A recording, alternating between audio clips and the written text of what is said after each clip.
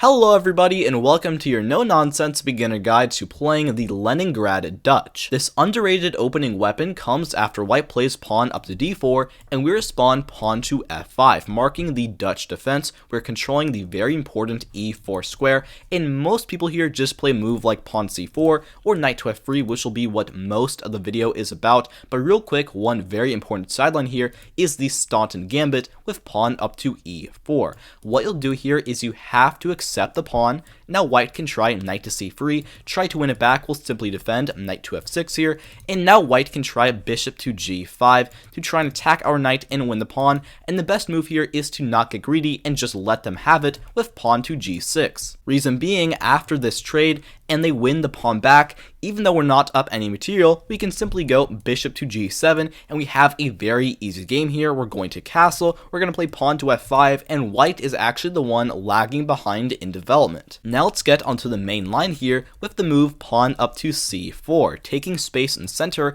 and you have a very easy way to play here. First off, you'll play pawn to g6. This marks the actual Leningrad Dutch, and the point is we're going to play bishop to g7, knight to f6, and quickly castle, and we'll just have a good position from there. And this applies pretty much no matter what white plays. Let's say they go knight to f3, we'll simply go bishop g7. Knight to c3, now I can play knight to f6, prepare to quickly castle. One trap here though is that if white plays bishop to g5, the most common move, you actually have a very nice move here, knight into e4. Now our knight is in the center and attacking everybody, and our bishop opens up, so the most natural move here is to capture. We'll take back, attacking the knight. They have to be really careful. If they just go into the center willy-nilly, simply pawn d6, their knight is trapped.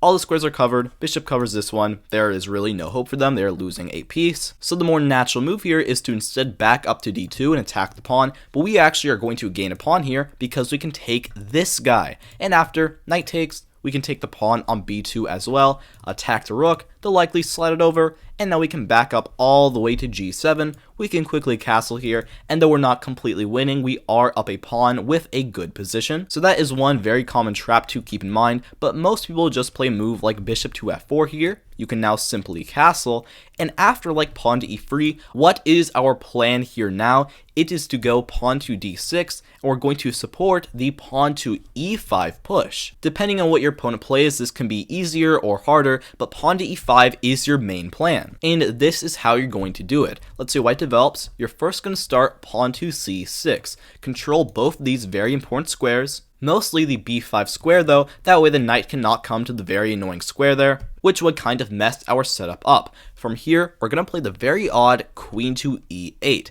It looks incredibly weird, but the queen had no job on d8, and by moving it here, it is actually going to be a key helper in the pawn to e5 push. From here, we'll support with knight b to d7, and now pawn to e5 looks pretty much unstoppable, and so they have two options here. They can let us do it with a move like queen to c2, or they can try and resist with pawn up to e4, and counter strike in the center. First off, if they try a move like queen to c2, we can simply push up to e5, and we are facing very little problems now. Let's say they trade here, we can simply capture back the pawn. The bishop is attacked, and in this position, they're forced to move back, and we can actually push up to e4 now, and they're simply getting forked, and they're going to lose a piece. But what I want you to note here is that even if we were not forking them, we now have an incredibly powerful pawn chain, and our bishop is going to open up and be an absolute monster. So even if we weren't tactically winning, we would be positionally winning instead. And back here, let's say they try to resist their fate with pawn to e4 and try to counter strike in the center.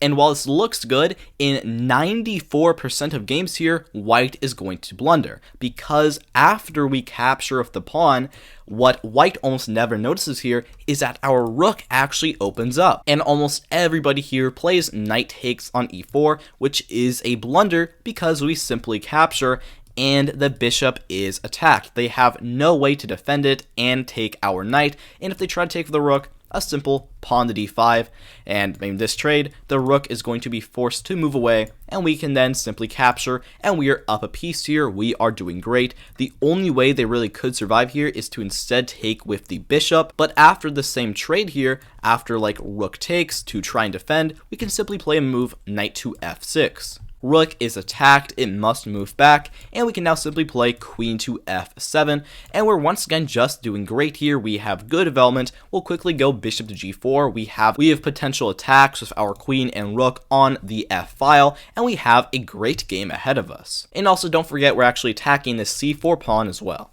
Alright, thank you so much for watching. Have a great day. Subscribe and like if you want to see more, and I will see you next time.